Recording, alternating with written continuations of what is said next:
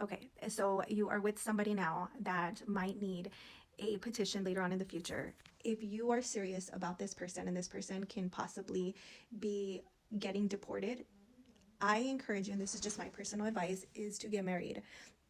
I've heard horror stories where people get married in jails. I've heard horror stories where people, aren't able to get married because they're not at a border city.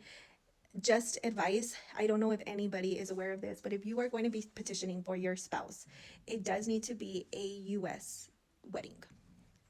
So, for example, with me, my husband was unfortunately already deported when we got married. So, we had to go to the nearest border city and get married at the port of entry.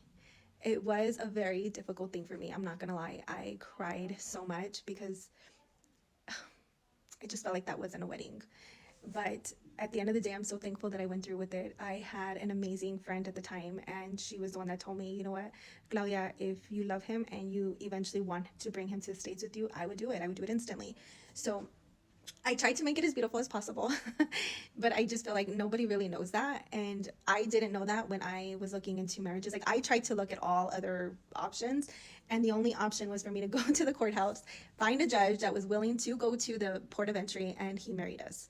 So, if you're planning to get married and it's already been in the works, I understand that church weddings are a little bit longer. They take longer to get all your paperwork together. I personally would just go down to the courthouse and get married just in case.